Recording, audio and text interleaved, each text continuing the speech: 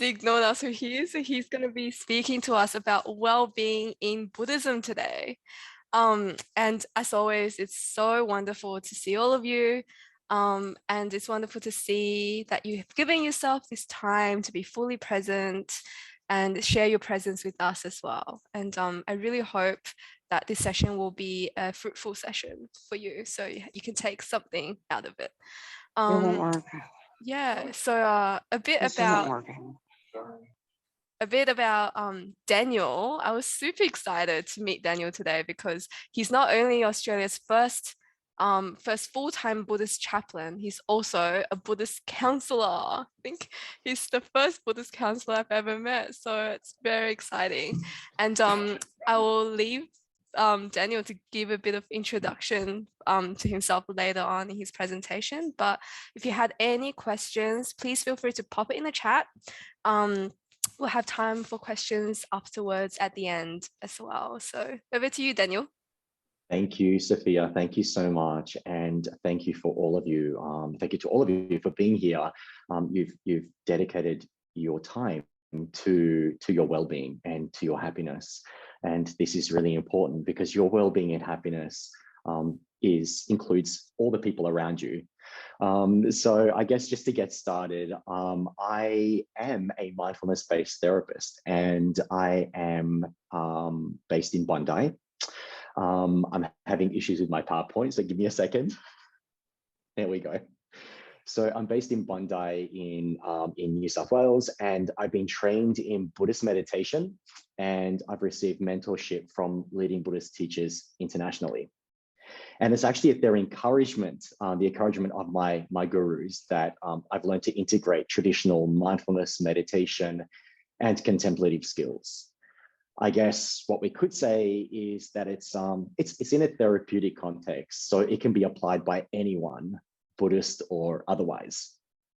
So in my private practice, sessions offer an opportunity to understand the key skills that are needed for emotional processing, for healing, and for growth. In my personal life, I maintain a daily meditation practice. I'm sure we all have our daily meditation practice. I also lead group meditation classes. I offer meditation bushwalks. So if you're in New South Wales, if you're in Sydney, come and join us on the bushwalk. And I provide Buddhist chaplaincy services to the corporate sector. I've also received regular guidance from my Buddhist teachers in India and Taiwan. And what I can say about myself is that I'm absolutely dedicated to continuing to develop my therapeutic training and practices to benefit others. As mentioned, I'm Australia's first full-time prison chaplain, and I've been working in New South Wales Corrections for a little over 6 years, supporting inmates and staff at Long Bay. And recently I've been offering sessional chaplaincy to inmates on the South Coast. So my training is in clinical pastoral counselling or clinical pastoral care. And all that means is that I'm trained to openly listen to deep trauma that so many of us carry. I offer emotional and practical support, counselling, and Buddhist spiritual guidance. I guess I'd like to say that there is something really deeply powerful when a person feels safe enough and are ready to open themselves and express themselves, to share their life with another. And that's what leaves me feeling so much love in my heart. And it even helps me with my own personal development and allows me, to I guess, advance my own spiritual path. So therapy, it works both ways. And as a therapist, I have to use the resources and the tools in my own life. And that way, everyone grows. So that's a little bit about me. And I think that's more than enough. I wanted to give you a little bit of a brief about what we're going to talk about today. So I'm trying to give as much information as I can and as much content as I can in the time that we've got. So you might like to take notes. I hope that I can present this for you without going over time. There's just so much to say about well-being in Buddhism. such as how to improve our mental state, develop emotional processing, maintain a true and authentic Buddhist spiritual path. So the topics of this presentation are Buddhism and mental, emotional, and spiritual health, transformation from within, the Buddha's teachings on the 3 forms of blissful aloneness, which I'm actually really excited to be presenting tonight. And if we have time, I'd like to guide us on a meditation. At the end, I'm pretty sure that we'll have enough time for Q&A. So I guess where to start is, what is Buddhism all about? And some of you might be Buddhist practitioners, and some of you might be new to Buddhism or just curious about Buddhism. I guess I could say that Buddhism is almost completely void of supernaturalism. The Buddha Shakyamuni, as we know him to be, is wise and compassionate, and probably the world's best self-help psychologist. In fact, he's not a divine being. There was no miraculous birth. He was just a man who reached a higher state of awareness through serious mind training. So meditation is not a mystical and magical route towards some higher plane.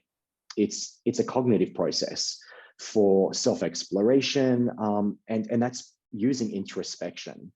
It underpins what Western sciences are discovering about the brain and the way that it works. So the Buddha taught psychology and the nature of mind more than 2,500 years ago. And according to Buddhist teachings, suffering and unhappiness, they are attributed to having the wrong view. So we go about our daily lives thinking that this is just how it's meant to be. We're on autopilot. But the Buddha said that there's another way to live. And it starts with having a natural curiosity to discover yourself, to know yourself, I guess, warts and all. So meditation, even as a beginner, it does remind us of just how difficult it is to spend even just a short amount of time with ourselves. Simply just to breathe, just to sit there and, if only just to hear the footsteps passing by. Here we are listening to the world rather than trying to control it. Instead, what happens is we live in this mind that's frantic, it's fragmented, and our emotions and our moods, they race around each other. The mind is one noisy place, but as the Buddha taught, it's not a permanent state of mind. And he said there is a way out. So the Buddha spoke a lot about mental health, and he explained how it directly correlates to emotional health. Therefore, the more we work on knowing and improving the mind, the more we improve our emotional well-being. And in that way, we're developing a spiritual path, a path that purifies. It illuminates the way to freedom and liberation. I mean, we call it enlightenment. So human problems are more than just emotional distress or disturbed relationships. Buddhism is known as the science of the mind. And the Buddha often spoke about mental well-being. Mental illness in Buddhism is the kind of mind that does not see reality as it really is. Western psychology's interpretation, I would consider to be too narrow. If someone is obviously emotionally disturbed, it's considered to be a problem. But if someone has a fundamental inability to see their reality, to understand their own true nature, it's not seen as a problem. So in Buddhism, not knowing your true nature is actually a huge problem. So when we have a healthy and focused mind, we can realize our abilities. We can cope with stress and we can contribute to society. So Buddhism is a method for controlling the undisciplined mind in order to lead it from suffering to happiness. And the most important thing to understand is your mind and how it works. It actually begins in the mind. It begins with the mind. So having good mental health is more than just the absence of illness. Rather, it's a state of holistic well-being. And really, it's knowing yourself. So the Buddhist way of treating mental illness is to analyze your basic nature, or should I say the basic nature of your own problem. You know, we're talking about going into the root cause of our problems, and they reach deep into our mind. So as long as they remain unchallenged, changing circumstances cause more problems to emerge. So Buddhism and emotional health. I can say that in my work as a therapist, sometimes people tell me about their difficult relationships and how emotionally challenging they were or they are. And when we start to unpack that experience, they tell me that they've done a fine job at processing emotionally, or at least that incident or that problem. Then unexpectedly, they may have contact with their former intimate partner again, and it goes into emotional distress. They go into emotional distress, recalling it, you know, the visceral reaction of it.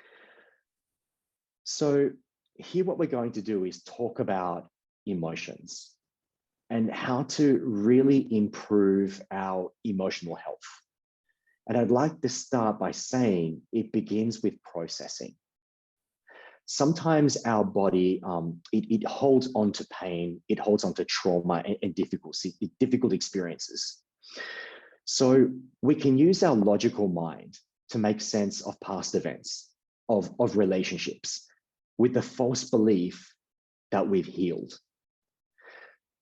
So processing life means that we sit with the felt sense without being consumed or ruled by it. And by felt sense, I mean, we develop an internal bodily awareness that arises from increased awareness of emotions and feelings. We become more aware of ourselves and what we're feeling in the moment. And let's face it, I mean, life is a sensitive experience and feelings are incredibly powerful. There is a way of, there's a way that brings wholeness and happiness into mind, body, and life. So using our innate abilities, you know, these abilities that we all have, we can overcome pain, trauma, and unease. We can renegotiate and resolve heaviness and stuckness that's in our lives with full awareness. And that full awareness is with sensations in the body. So this process, it allows an inner holistic action that we're usually unable to heal from in that moment, you know, at times of difficulty. So they gradually and comfortably release in the moment. The emotional difficulty that is being released may sometimes feel really raw and really solid. However, like the rest of life, and as the Buddha taught, emotions and feelings are of impermanent nature. This too shall pass. So the flow of compassion, of mindfulness and curiosity, it's really non-invasive. And it's so much more than just a technique or a method. So by exploring that mind-body connection, we bring about awareness to core beliefs and experiences that are often a false reality. The mind and body jointly manifest those beliefs about ourselves and about others. So as human beings, we are creative beings, and we all have the ability to create an experience in our life that expresses who we are or who we believe to be. So our body is like an emotional sponge. And in most cases, we tend to soak up a lot of feelings and emotions throughout the day. So without processing, we could end up becoming overwhelmed by constant waves of emotions. And for many people, numbing emotions, hiding feelings and sensations, that becomes a coping mechanism. So the physical impact of positive and negative emotions that we experience have a different representation in the body. And just by exploring how past events make us feel, we can recognize just how much of a lasting effect that has on us. So love and anger and fear and anxiety is something, we all experience it. And it manifests in the body as a physical sensation. And physical sensations can produce corresponding and sometimes overwhelming emotions. So the connection between our mind and body is something that we instinctively feel. But really, how much attention do we pay to our bodily sensations in the moment, to our emotions? So we already know that mindfulness meditation, it improves the mind. I mean, everybody's meditating. It's the thing to do. But also it can influence key aspects of our own biology. So by focusing on the breath and emotional blocks that we feel within the body, we can change how we think and how we feel. We can use the breath as a means of changing our emotional state and managing stress. To understand our own emotional lives, we need a deeper awareness. And that is achieved through practicing meditation. So to develop stillness in the mind and the body. So mindfulness is a really powerful tool for helping to study emotional experiences.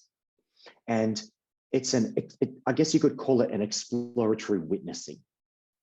It allows us to move beyond habitual thoughts, negative thinking, into real feeling.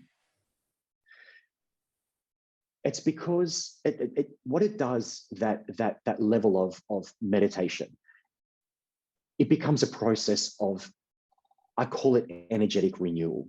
And it allows us to access deeper states of our presence, of centeredness, of a deep compassion that resides in all of us. So our body is subject to constant internal stresses, and we cope and we do our best, but we need to actively listen to our body. Emotions are an indicator that we need to pay more attention. So unpleasant feelings are messages from the body to the mind. And that mind-body link works towards well-being. So becoming attuned to the body, actively listening to the body, we can alleviate physical symptoms. And it's a way of regulating stress and unease, throughout our day. So many people who are prone to depression, who are prone to anxiety and stress-related conditions, they often engage in overthinking. They also struggle with disconnecting from their own thoughts and worries, which can become exhausting, and we've all done it. So often emotional processing in that state of mind doesn't move much beyond the head. And we leave emotions and sensations trapped in our body. So mindfulness is powerful for people who struggle who are struggling with any sort of mental difficulties. And it's a way of directing attention to the present moment. So mind and body and its integration, it begins with an openness, and it's an openness towards using self-inquiry and presence to process emotional blocks. We have to become aware of ourselves, and we have to also be curious about ourselves without the judgment. If the mind and body are truly integrated, rather than one side simply responding to the other, there's a deeper mind-body connection, and that's the key for overall physical and mental well-being. So mental health is integral to emotional health. And using the Dharma to improve our well-being with practices that the Buddha prescribed, we can help our emotional processing. And it allows us to be able to, I guess, unburden ourselves of painful emotions and memories that we've been carrying around for such a long time. So, as explained, emotions are not only mental, but they are what we feel in our body. And the mind-body connection has a powerful impact on well-being. So using the right tools, we can bring about happiness by focusing on experiencing the felt sense in the present moment. It's possible to relieve emotional and physiological stress, stress-related problems that we have in our lives. And we do that with breath. We do that by unlocking our emotional blocks that feel so heavy by using our breath and directing our breath. But how does this relate to spiritual health? So whether your path in life is personal liberation or enlightenment for the benefit of all beings, one thing I know about Buddhism is that it's a deeply spiritual process. And by spiritual, I mean it transforms. It transforms the way you think, the way you speak, and even the way that you live your life. So, of course, we have to practice the Dharma, the way the Buddha taught. And we all know that practicing the Dharma can be a very slow process. Habits just are so difficult to break. But the one who reaps the rewards,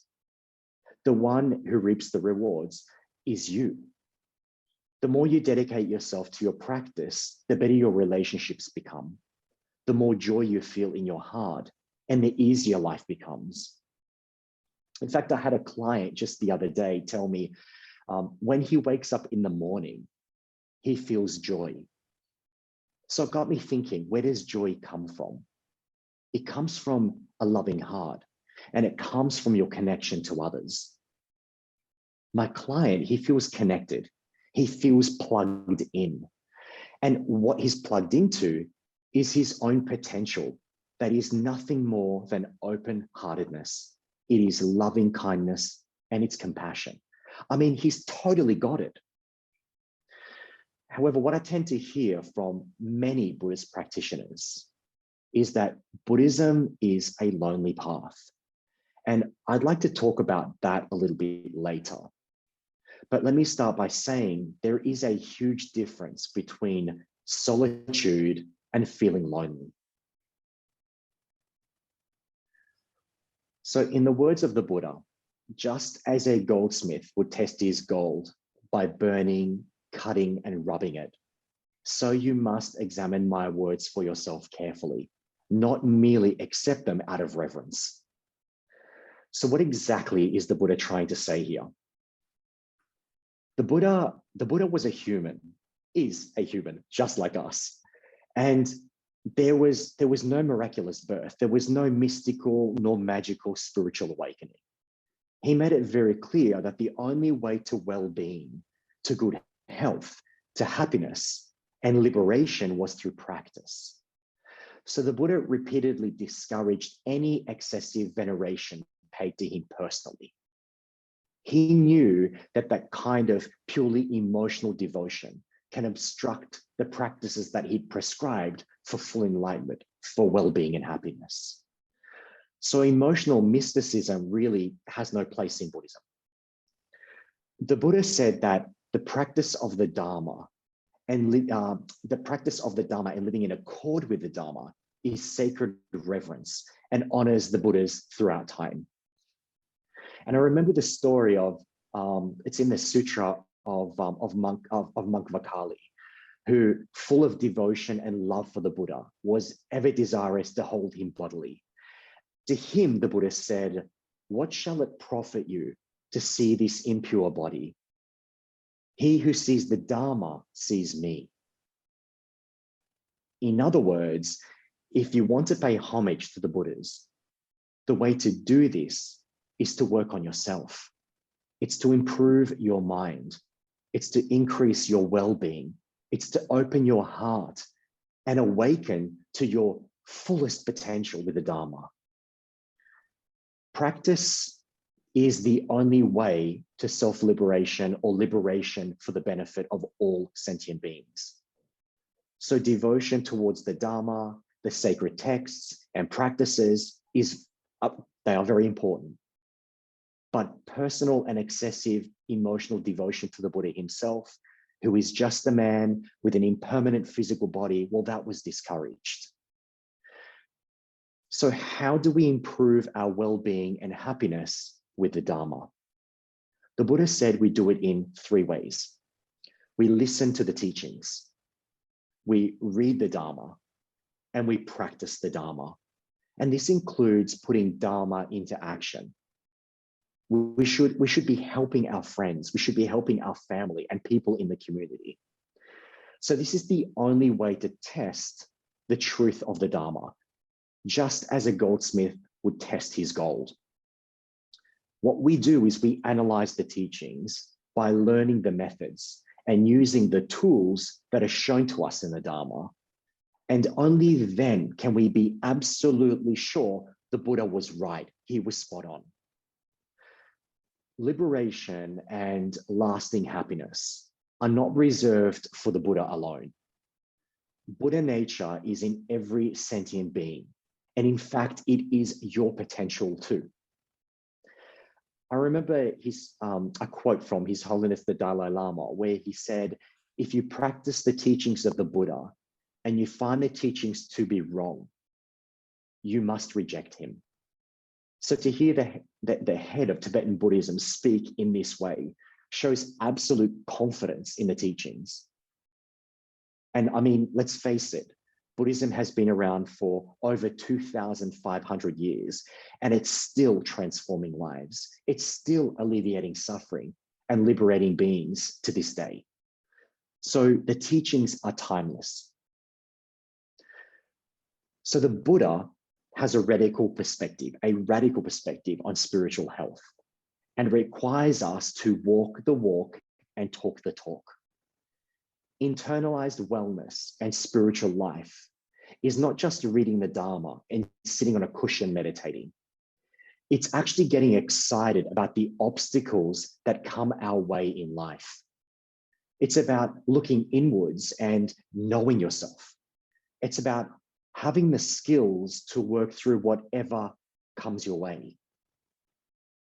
Internalized spirituality, working on yourself, well, that's important. But what we need to do is integrate that into everyday life, because we live in relation to others. Spiritual health has to be integrated. So the work I do is to help you, I guess, outside of that monastic setting in the modern world, which in itself, I mean, has its own challenges. Transformation from within. Buddhism is so much more than than making life just pleasant or making everyday life just pleasant. The point of Buddhism is ultimate happiness. It's lasting happiness. So we go about our lives, our daily lives, looking for it. We're looking for happiness. But the reality is that when we look for happiness, we only look for nice things. We only want things that activate our senses, that activates pleasure in us. We love the way it tastes. We go back for more, and we have this insatiable appetite for feelings. We want only what we see, what we feel, what we hear, what we touch, what we smell, and they must be enjoyable. But we also want it to last forever. So how can we make it last forever, knowing life is impermanent and that all things in this life come to an end? The Buddha said happiness lies in the mind.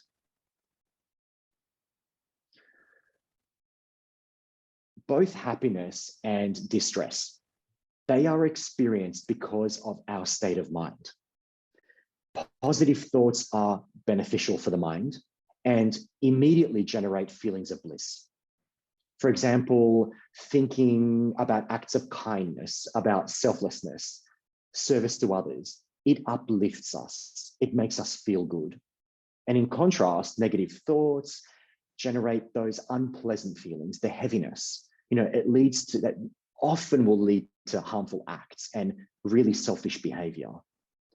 So our mind is the singular most important factor in determining the quality and the direction of our life. So the kind of mind that the Buddha talks about, well, it's a stable one that is clear, one that is present, and completely in sync with reality. The mind is in tune with its body, with its feelings and emotions. And in that state, we can process those feelings. When triggers arise in our daily lives, we're able to process those feelings there and then. So mindfulness isn't something that the Buddha invented. It was around for hundreds of years before the Buddha was born. And I guess you could say that the Buddha perfected mindfulness. But actually, there are many misconceptions about meditation and about mindfulness. But if we're talking about the Buddha and we're talking about mindfulness, then we have to be absolutely sure about what he's saying. One of those misconceptions is that mindfulness is like an alternative to a pill, and that we only meditate, when we're having a bad day, or if you're feeling happy in the moment, why meditate? It's only when things go wrong do we think to meditate. We see it as an alternative to a pill, but in fact, it's not like that. Another misconception is meditation is like a relaxation technique. Well, I have to say that there are excellent relaxation techniques out there, like yoga, chocolate is a good one, massages. I mean, meditation is absolutely not a relaxation technique. It demands enormous rigor. And actually, it requires skill to focus the mind, to step out of your head and to unravel the contents. So often we tend to think meditation is to make the thoughts go away. And if you think that, you will absolutely give it up. So in the texts on meditation, there are 9 stages of development of concentration. And at the sign of success in the first stage is that you think your mind is getting worse. Thoughts and sounds become louder. That's how you know you've reached stage 1. So developing this skill, meditating every few minutes in the morning to get focused. I guess what we're getting focused on is focused on our day, the difficulties, the challenges, instead of mindlessly wandering around all day long, lost in our thoughts. The benefit of meditation is we become clearer. We become more focused. We become much more aware and a lot more present. So when we have to work on our problems, we have to work on our communication problems and relationship problems, we become better listeners and we improve on how we deal with life situations. So meditation it's a practical skill and it demands courage. When things get bad and emotions are overwhelming, the anger and the depression is too much and we can't stand the pain, as meditators, what we do is we sit with it. We rest with it without being consumed by those emotions. And when we take the Buddhist approach, emotions are not set in stone. And science, studying meditators' minds, have agreed that the mind that we're born with is not the mind that we're stuck with. The mind is malleable, it's soft, it's pliable, and we can improve our well-being, we can develop ourselves.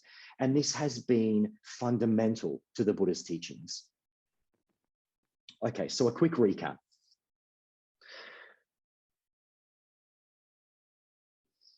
The state of mind that we're born with is not permanent. It's not fixed. Psychological change is possible. And if one changes the relevant causes and the conditions, such as the way that we think, we can improve our well-being. And the Buddha, he proposed a range of contemplative practices. What he did was he offered strategies. And one of those strategies is the 3 forms of blissful aloneness, the ideal solitude, And in Pali, it's known as the Trivivekas. We've all felt lonely at times. Feelings of loneliness, they're actually quite personal. So everybody's experience of loneliness is very different. But loneliness is not the same as being alone. You may choose to be alone and live happily without much contact with people. But what does the Buddha say about this? And how does it relate to mental, emotional, and spiritual health? There is a huge difference between solitude and feeling lonely. Loneliness can often feel as though we're a little bit lost and missing something in our lives. You know, that frantic mind chatter, it goes into overdrive, and too often we become overwhelmed. What we do is normally we try and seek out people around us just to drown out our thoughts. Or what we do is we retreat, and we retreat from people because we see them as obstacles to our happiness. So solitude is being in your own space. It's being joyful and peaceful and without disturbances. In our modern world, with all the noise and the distractions and the materialism and the things and the stuff, all that out there, and in fact, all that's in here in our mind, it can become overwhelming. Seclusion is underrated.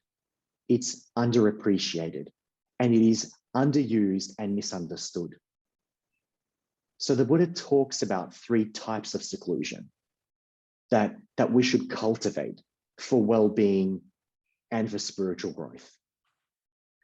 He talks about the seclusion of the body, the seclusion of speech, and also the seclusion of mind. So in Buddhism, we have no outward God. We do the work ourselves. And for me, this is incredibly liberating, to know that I'm the one who makes or breaks happiness. I'm the one that either contributes to my well-being or my ill-being. My mental, emotional, and spiritual growth is within me and not in another. That is incredibly inspiring. The Buddha says looking inwards requires the 7 Bodhi factors, or 7 factors of awakening for ultimate liberation. And mindfulness and inquiry are 2 of them. Mindfulness is stability, and inquiry is looking within, looking at the origin of my stress. What has caused my stress? You know, what brings my stress to an end? If I find that daunting and it makes me anxious because it's too scary, you know, because of painful memories of trauma, I cannot cultivate the path of enlightenment. I cannot improve my well-being. I cannot improve my happiness to reach its full potential without processing my life. And it can be scary looking in because of trauma and because of unresolved issues. I mean, so many of us carry this. So the 3 seclusions of body, speech, and mind, well, that is a framework to bridge the gap so we can look inwards and use the 7 Bodhi factors of awakening. And what I can tell you with absolute certainty, with complete certainty, is that I've used these tools for my own emotional processing. And I have experienced the bliss and the empowerment and the rewards. So for my Dharma practice, it has allowed me to connect. It's allowed me to develop a deep empathy for others. And this is what drove me to setting up a Buddhist counseling practice. What I'm doing is helping bridge the gap. helping you process your trauma, discontent, unhappiness, so that you can unravel yourself. So Buddhist counseling is emotional processing, it is healing, and it is growth. The first of the three seclusions, or the trivivekas, in Pali is known as kaya viveka, or body seclusion. And the Buddha uses an analogy of a rhino. A rhino uses its entire being to move about. To protect itself, it uses more than just its thick skin. It also uses its all-terrain body, its strong body. And the Buddha says that we should be more like the rhino by using all of our being, such as our body, our speech, and our mind, to develop the qualities of the three vivekas. Seclusion is not loneliness. It's not feeling and sort of enstrangled or alienated isolation, but it is a blissful seclusion, a seclusion that empowers ourselves. So when we develop the qualities of seclusion or aloneness, it becomes contagious. And as you develop them, you can share them with others. And as has been taught to me by my teachers and explained to me by my teachers, there's a secondary meaning with the initial one. So physical seclusion means creating a physically conducive space for contemplative work, such as meditation. The reason is that sensory distractions, they really bombard us, and we can easily become overwhelmed. So it's about finding a space. It's not about finding a cave or a grove in a jungle. It's really quite simple. It's about having a space in the corner of your room that's conducive with practice, that has an image of that reminds us of our goal. Personally, for me, it is the image of the Buddha. That is my goal. The space is peaceful, it's comfortable, and it's helpful to develop, that space is helpful to develop the 7-point meditative posture. And what that is, it's a basic body work. So our body is upright and we're breathing smoothly. And if you connect to my website, you'll find an article on the 7-point meditative posture in my newsletter, Mind Breaks. So that's for later. So the physical space that the Buddha talks about here is a space that's conducive for self-care and for meditation. And actually on that word right now, self-care, it's a buzzword right now. It's actually not indulgence, but it's sitting with what is. It's not offloading our problems to others. It's a real inner care. And it's a care that physically benefits physical health. You know, it improves your digestion, it improves your sleep, it overall improves your well-being. This is the initial level of body seclusion. So creating your own space where you can just feel centered enough to be able to practice introspection, meditation. But in fact, there is a deeper meaning.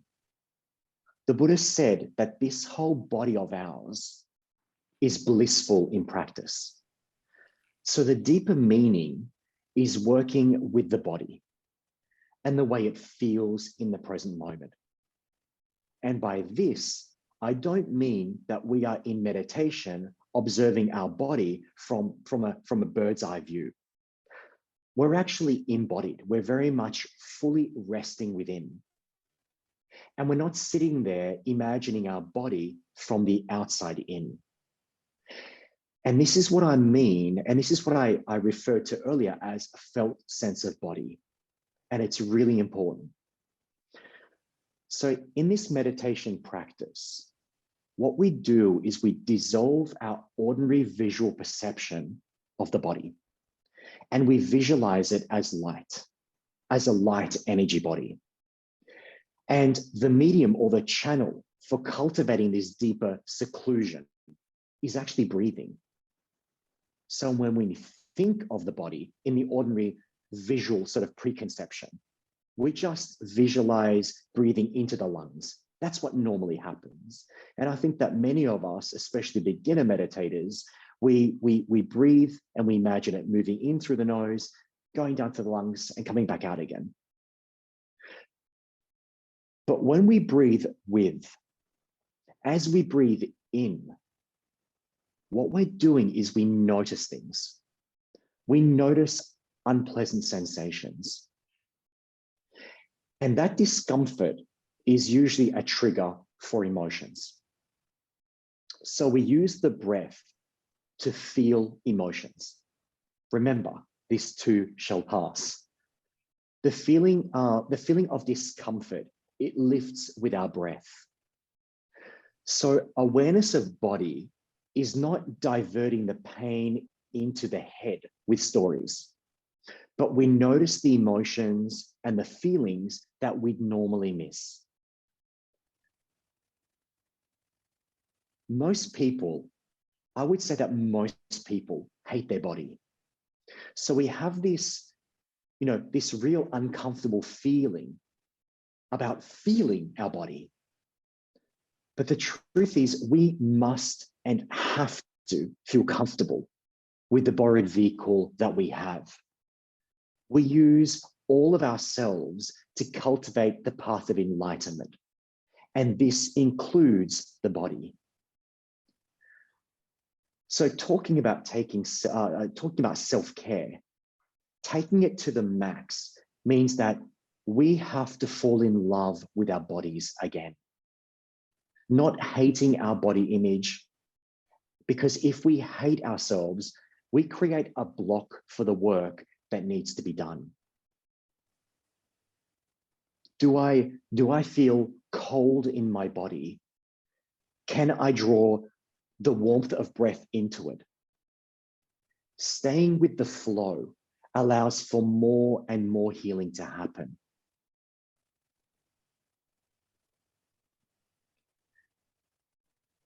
In this state, when we're in this state, we begin to feel safe. We're in a space of potential. We're in a space of, it's almost like an inner reserve of strength, of power that has not been previously cultivated. So even just a little taste of this, just a little taste, and you will never, ever, ever go back.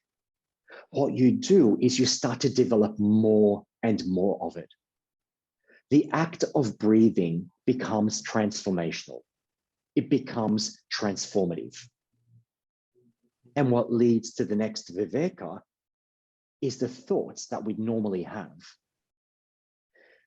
Thoughts that are, I guess, a storyline of mental chatter about problems and pain and trauma and feelings that are actually deeply habitual. So transforming the energy of verbalized seclusion, allowing the mind to quieten down, is our next viveka.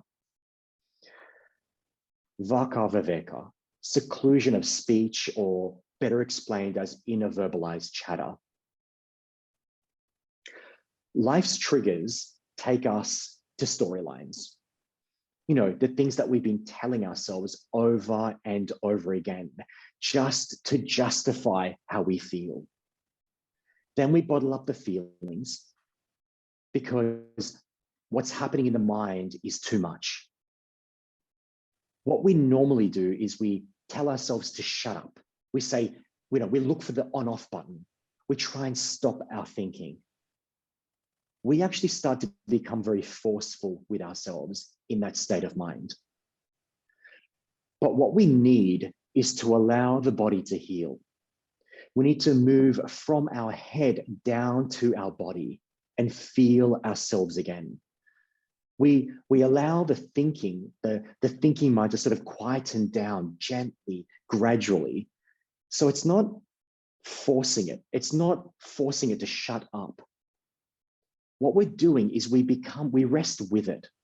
We notice the storylines in our mind. We notice the storylines we've been telling ourselves.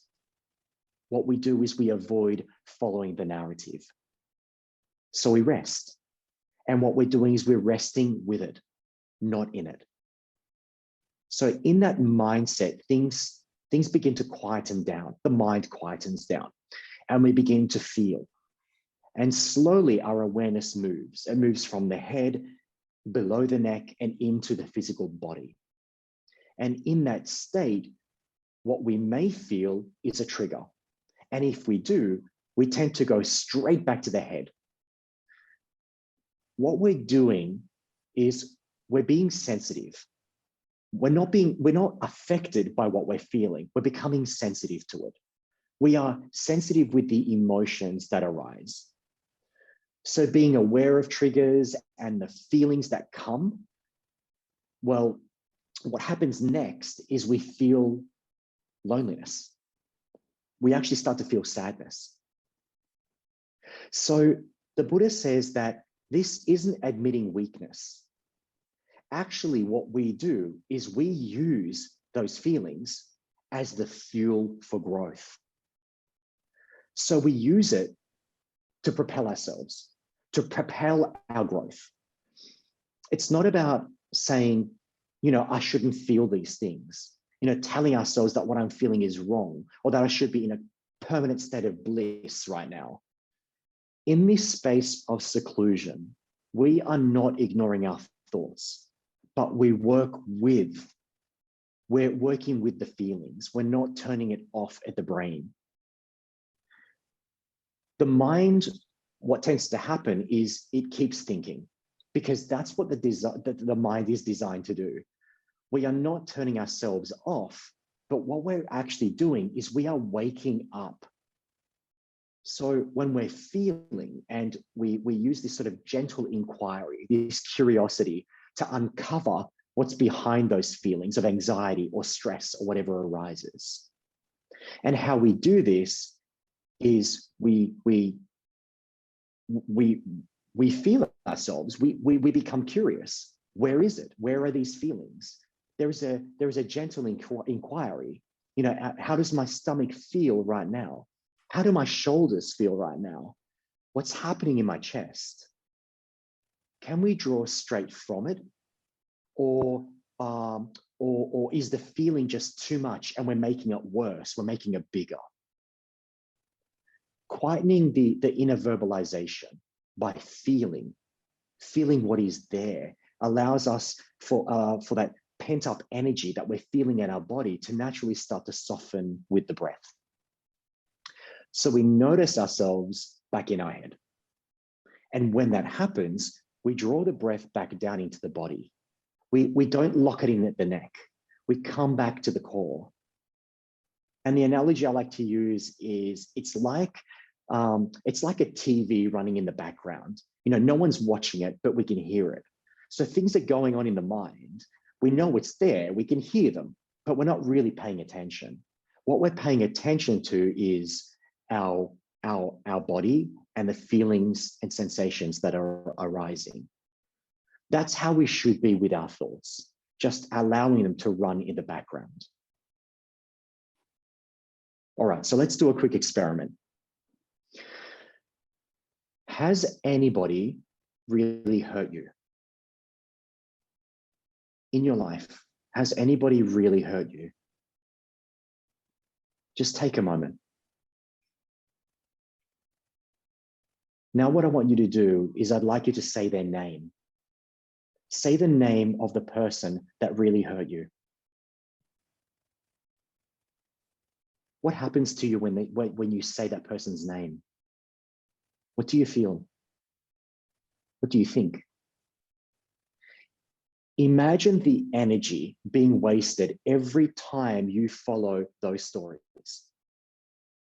When you direct the energy out of their head, the stories and the narratives are channeled into positivity, into empathy, into love for others. The whole experience becomes one of the 7 Bodhi factors, and that's called Samadhi, or resting in. What tends to happen when we're not used to this feeling of being so peaceful, and comfortable, is that the mind needs to land somewhere. So, we're cultivating the three vivekas, where they're in our space, that's conducive for practice, where the outer conditions are perfect for practice. We're meditating, we're feeling great, and we're quietening the mind naturally. We're resting with the body. We're noticing feelings and sensations arise, and we're using our breath to enter those spaces to sort of unlock any tension. It's a very natural process. This is what the Buddha taught. And then we start to feel peace. We start to feel comfortable. But it's an unusual feeling. It's something that many of us haven't experienced before. So the mind thinks, what is going on here? What is all this about? It needs to land somewhere. So even if not fixed by mental chatter and by storylines, the mind is pulled towards our basic sense of identity, who we are or who we believe to be. That energy needs to take shape, and it leads us to the third viveka, mental seclusion.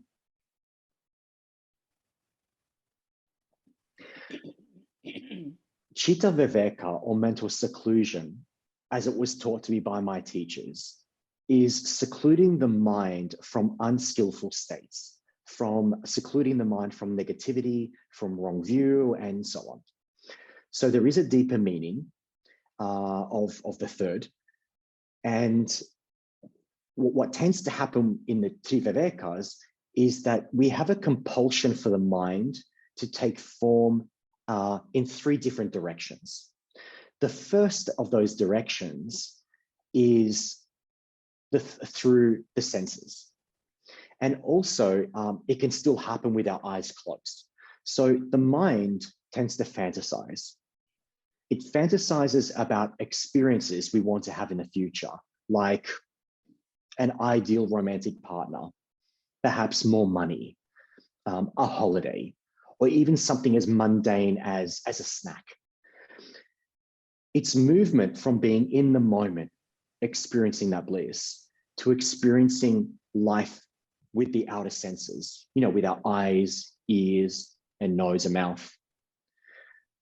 So the second compulsion is around ordinary thinking.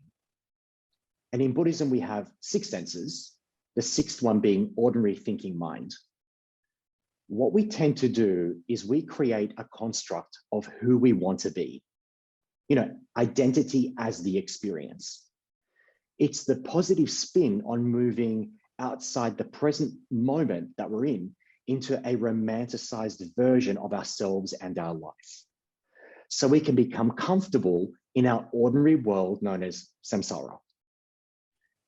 And the third is the negative spin on it. I don't want to be here. I don't want my life to be in samsara. It's the compulsion to escape. So in other words, what tends to happen is we have a compulsion for fantasies, compulsion to become someone, or a compulsion to escape.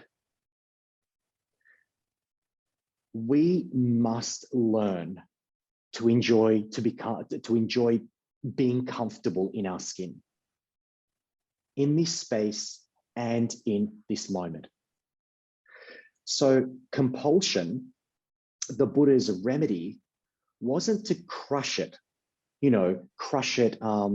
and destroy it.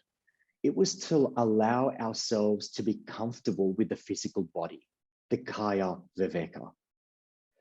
Rest with the thoughts and allow them to naturally quieten by avoid getting carried away, vaka viveka. And then allow it to unravel and allow the mind to be untethered to its compulsions. But how do we do that? With awareness. So using the medium or the channel of breathing into the body as light or energy. So the mind of an enlightened one is geared towards, it slopes towards and inclines towards seclusion. It dwells in seclusion and it delights in letting go. They are the powerful words of the Buddha Shakyamuni himself. The three seclusions, or aloneness, allows you to use the Dharma kit yourself, no longer controlled by negative thoughts or feelings. It's a powerful resource for potential, for growth, and for healing. And it's completely off the scale. Then, and only then, will you see exactly what the three Vivekas are all about. So it's completely possible to heal your own emotions, to heal your own traumas from the inside out. When you are not under the influence of negative emotions, what we do as human beings is we relate to one another with deep empathy, with love, with compassion. So the impact this transformation has on relationships, on lifestyle, is very, very powerful. You're becoming more authentic. You are becoming the real you. You are recognizing your true potential. So as some of my teachers have pointed out, this level of therapy is a support. It's to help you process your emotions, your trauma, and your blocks. So if I was to ask you, are you ready to practice the Dharma? I'm sure most of you here would say yes.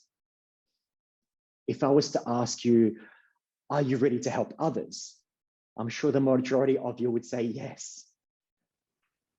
Are you ready to improve your well-being and your happiness? Then I'm sure that every single person here would say absolutely yes. Are you comfortable with aloneness?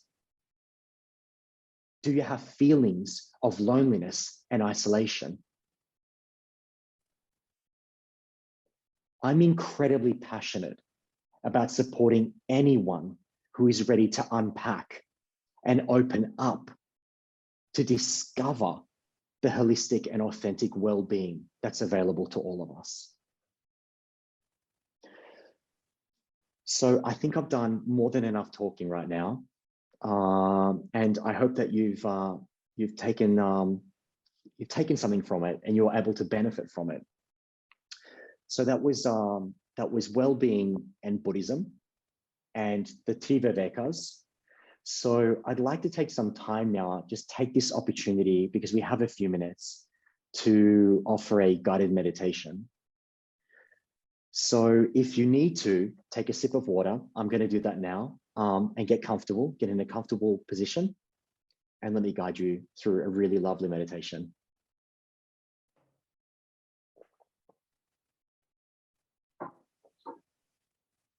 So I'd like you to just place your left hand in your lap and your right hand on top, and your thumbs are gently joined together. Close your eyes gently. Relax your breathing. Breathing in through the nose and out through the nose.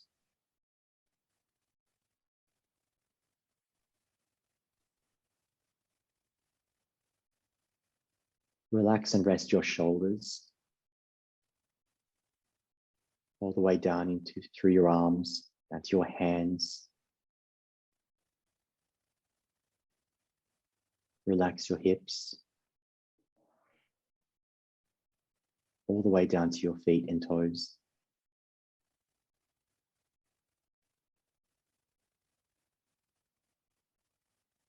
The breathing is natural, in through the nose and out through the nose.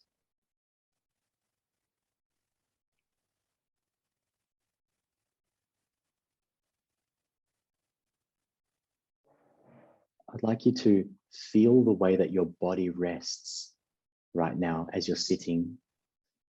Feel the weight of your body as it rests on your chair.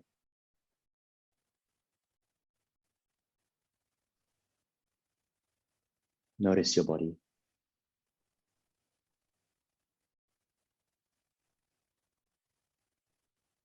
Sometimes help to visualize yourself stepping into your body and resting in it.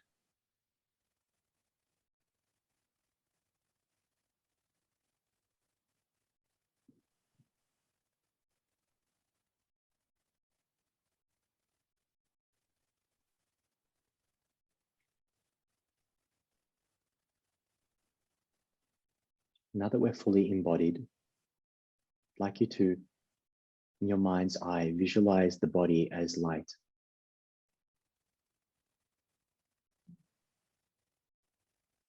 Beautiful golden translucent light.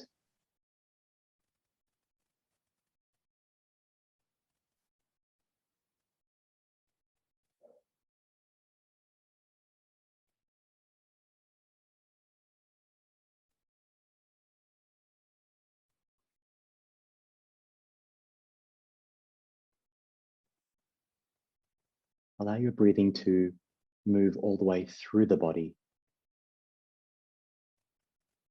Allow it to permeate every single area of your body. Smooth, natural breaths in and out.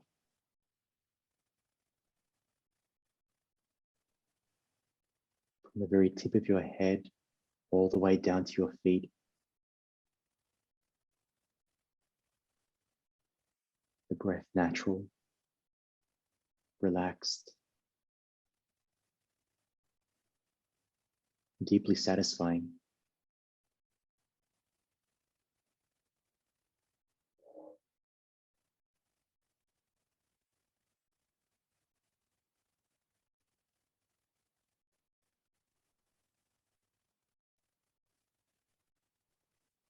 Notice the way your body feels. Is there any heaviness? Are there any uncomfortable sensations? Become curious.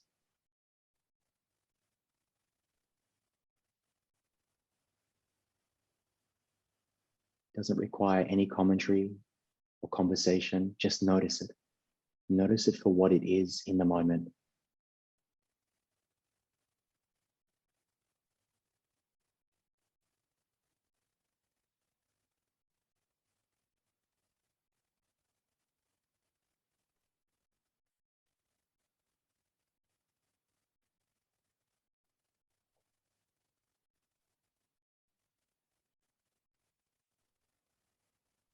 Allow the breath to do the work.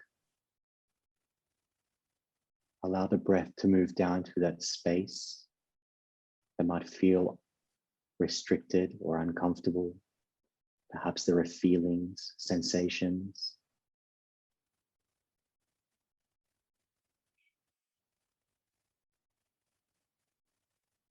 Allow your breath to unlock any tension.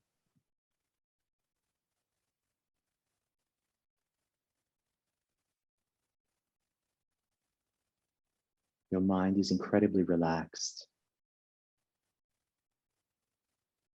The breath doing all the work.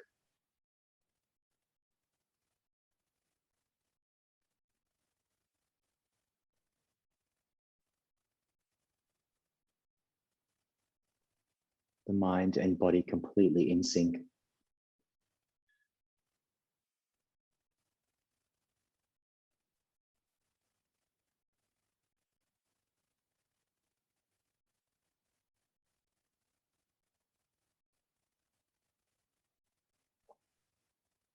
If you notice yourself jumping back into thoughts, back into the head, just gently bring your breath back down to the body. Relax.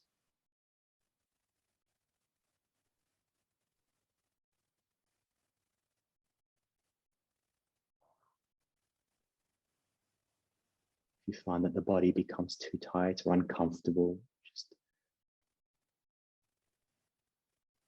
relax yourself by allowing that light body to release any tension.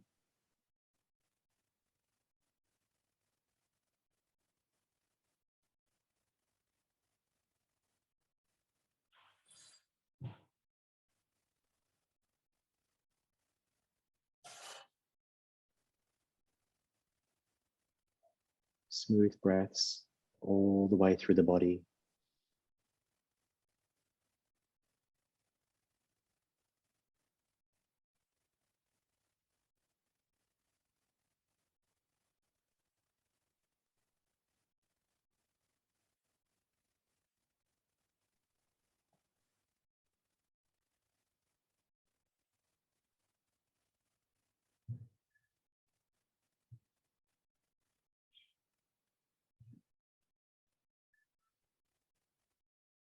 Now bring your awareness back into the space.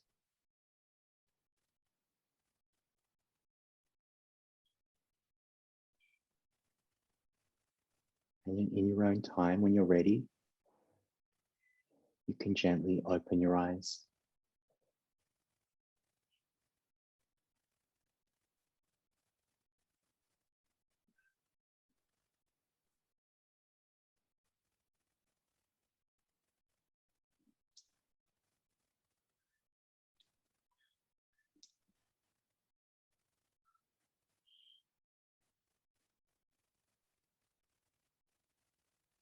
How is everyone feeling? Can I get a thumbs up or a thumbs down? Very good. Well done, everyone.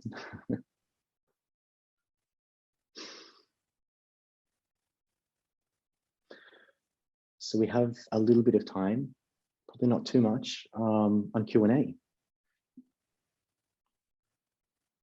So if you have any questions, please feel free to unmute. Take it away.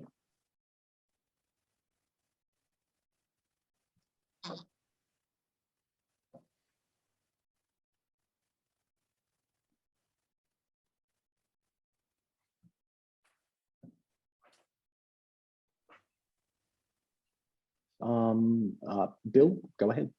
Yeah, thank you very much, Daniel. It's been a fantastic session. Please, thank you. I'm just wondering, on your website, do you have any of those guided meditations?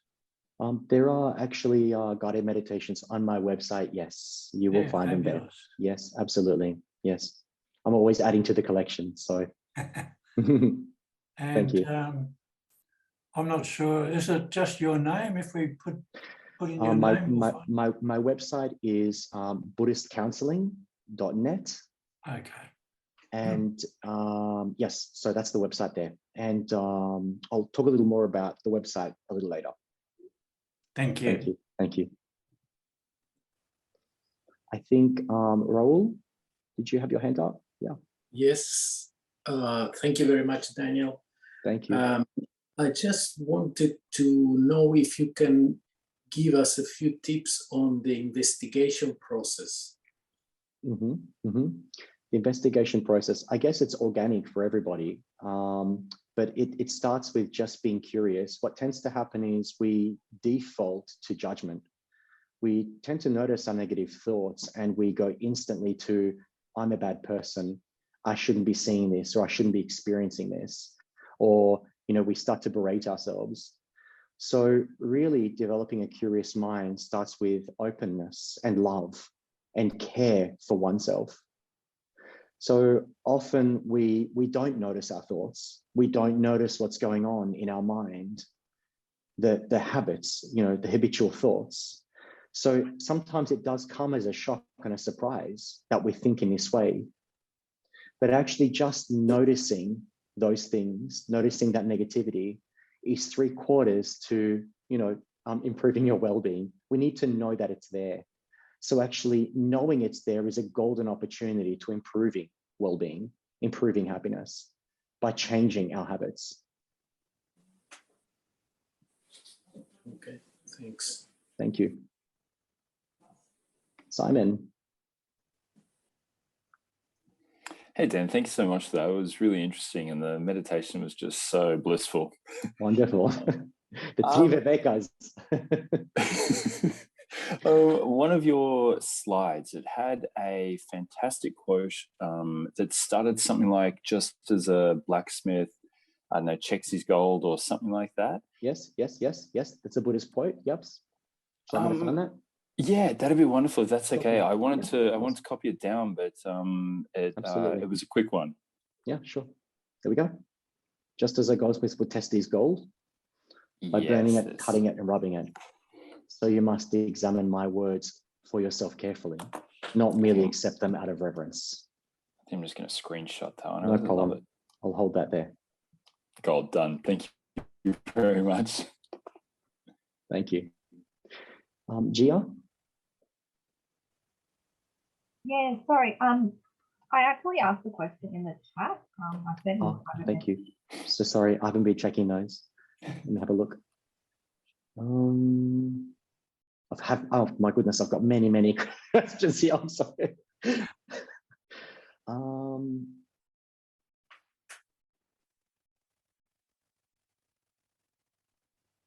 Sorry, I'm not actually seeing it here, Gia. I'm sorry. For some reason, hasn't seemed to come through to me. Oh, I sent it just 3 minutes ago. It's probably just at the bottom if you keep scrolling. No, I'm way at the bottom. Sorry, I can't see Oh, anything okay. in here at all. Okay, that's fine. Well, my question is a bit specific. I'm not sure if it's your area of expertise, but I'm going through some financial stress at the moment, and I find it really hard to relax. I guess because it's a problem. It's a pretty big problem in my life. I just find it hard to take my mind off it. Yes. So I'm just wondering what Buddhism says about people experiencing financial stress or hardship. How does it help people deal with these kind of life stresses? That's a really good question. The truth is that stress is stress, regardless of it being relationship or financial or other. Stress is stress. And what happens is that, you know, our mind goes into overdrive. It goes into really negative thinking. Now, improving the way that we think is really important for gaining clarity around our practical problems. So often when we can find a state of well-being, or at least just stillness, or at least calmness, we can look at our problems from a different perspective. We can look at them from a different way. Now, that's not to say that financial problems will go away just like that. But I guess everything that we do now becomes our future. Everything we think, everything we say, and everything we do becomes our future. So in a way, what we do in this moment, whether we, on a practical level, the decisions we make affect the practical life. So stillness and calmness, the Buddha would say, is a state of mind. That yes, there are outside factors that challenge us, and there are outside factors that push us to the edge, but ultimately it's the state of mind that we have control of. Sometimes we just don't have control of the outer world, but we do have control of our mind and thinking. So practicing meditation, practicing effective meditation where we can just calm the mind and bring ourselves back to center, even if it's just enough to be able to function, even if it's just enough to be able to get through the day, well, then that's a pretty good day. I hope that was helpful. Yeah, thank you. Thank you. Do we have any other questions? If there's no other questions, can I also ask a question? Of course, yeah, super, go ahead. Thank you, Daniel. That was such a relaxing and wise. I learned a lot, basically. I had a question regarding practicing from moment to moment, day to day, and you mentioned a bit about triggers. And I'm just curious to, in everyday lives, when we're working, for example, we're kind of forced to be in our heads. Like when we're in front of a computer, kind of have to work with our heads, or we're talking with someone, etc. So in those moments, what's your best recommendation to be able to, be aware of when triggers occur and be able to sit through them if sure. we kind of have to be in our heads somewhat? Sure.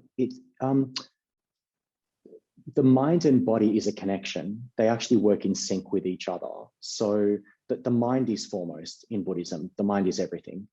And the mind is what controls the body. The mind is what controls emotions and feelings. So when we are in sync with our body at the same time as, working with our mind, we have a flow. There's a flow. We don't need to work with only the head. We don't need to be in our workspace with only our thoughts activated. We can actually feel at the same time. And this is what the Buddha talks about. He says that we have to cultivate a space of relaxation in the mind where we're able to actually reside back in our body. But because of the triggers and the stresses that we have in our life, we tend to pop back up into the head. But actually, the head is not the problem. It's the fact that we just lock it off at the head. we fail to feel our body. So it's a practice. It's a practice to actually breathe and be aware and be using the mind to do practical stuff, but to also feel at the same time. Does that make sense? Yep, thank you. Thank you. Gia. Yeah, so I have ADHD and I find it really hard to sit still and not think about anything. Do you have any recommendations for how I can sort of reconnect with my body? Because I'm in my head all the time. And I do know that it's a problem of modern society. It kind of forces us to be in our heads and we're kind of disconnected from our physical sensations. So but having ADHD makes it harder. So what would you recommend? Yes, that's an excellent question. So many of us are suffering from ADHD, so many of us. But actually maintaining a daily meditation practice is really important.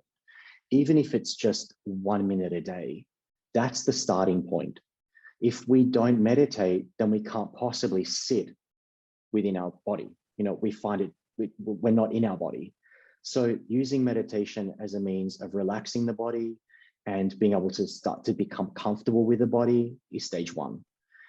So definitely maintaining a daily meditation practice, and you'll find plenty of meditations on my website. So maybe pick one of those, one that you enjoy, and give it a go. So meditation is not about how long you meditate. You meditate just as long as you're comfortable. And if it starts to get a little too much, stop. You don't have to push through. Allow your meditation to be organic. You decide when enough is enough. Thank you. Thank you. Hi, Dan. This is Peggy. Peggy, hi. Hi. I have a question in related to Ja's question. How can we help a person with ADHD to meditate?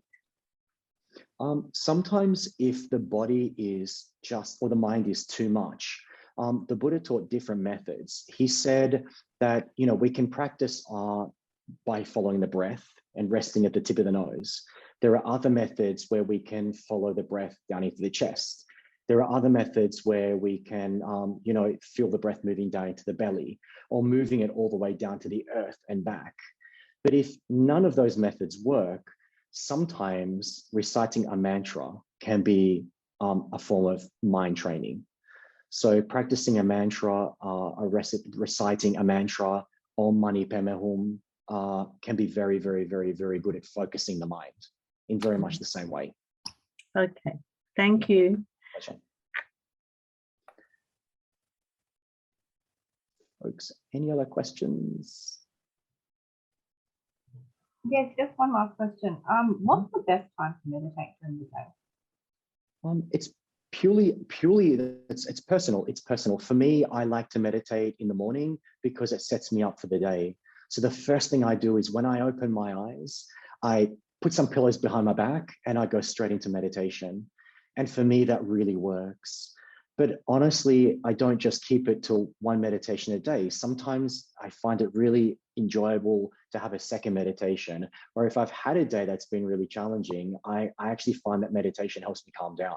So I'll meditate again throughout the day if I need it. But morning is always a really good time because it sets you up.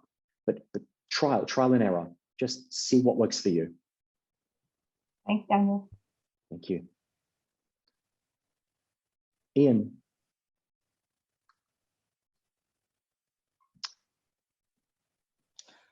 Hi, Daniel. Thank you so much for that.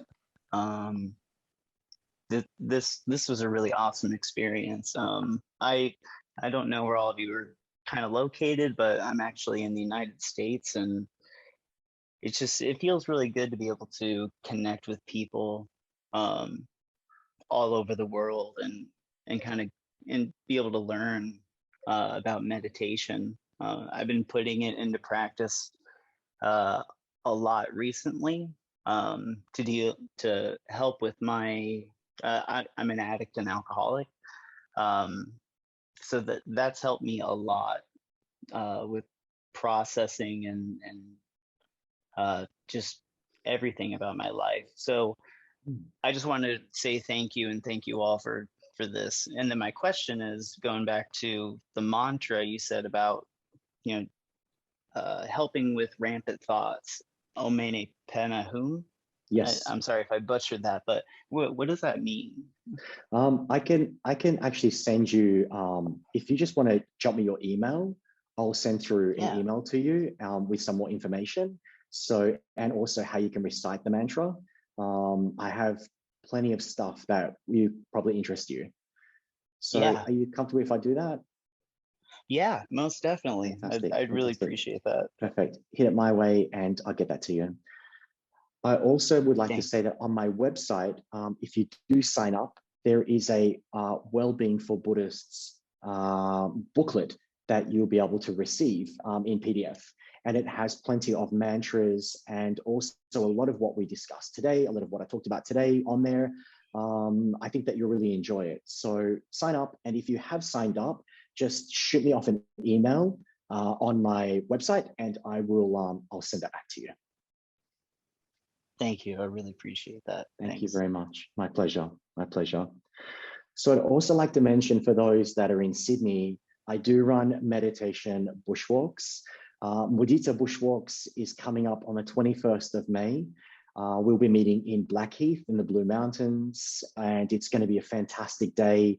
It's 3 hours of spectacular scenery, incredible people, very relaxed people. Meditation, we're talking about authentic Dharma, and also there'll be a sacred Buddhist ritual. So I'd love you to be there. If you're from overseas, then I'm sorry, I would love to have you there. I'll hold you in my heart. Thank you. So on my website, I have plenty of videos and also a blog. There's a newsletter. So take a look around. There's also plenty of social media, Facebook and Instagram. If you folks have any questions or if you need anything more, just hit me up on my website and I'll get back to you as soon as I can. So thank you, everybody. I really appreciate all of you. Thank you very much. Thank you. Thank you so much, Daniel. Thank you, Dan. Yeah, this was such a wonderful session and I've learned so much, and I think all of us here have learned so much. For me, it was the 3 seclusions. It's a new idea to me. I had never learned about that, and the way you talk about it as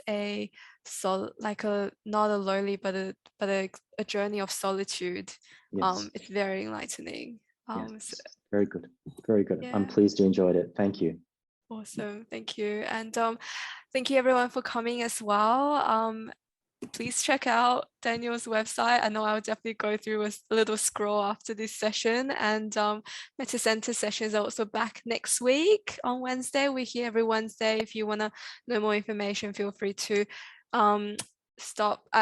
wait for a bit longer on this session, or you can also find out more about us on the website. So hope everyone have a lovely evening and lovely week, and thank you again, Daniel, for thank you so much. Great session. Be well, everyone. Take care. Thank you.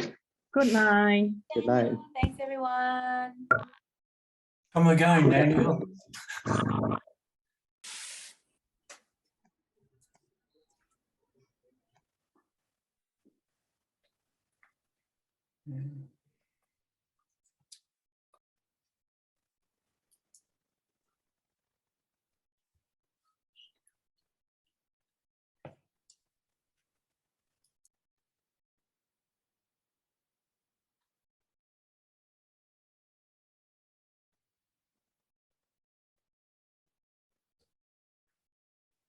Yeah, I think that's all for today.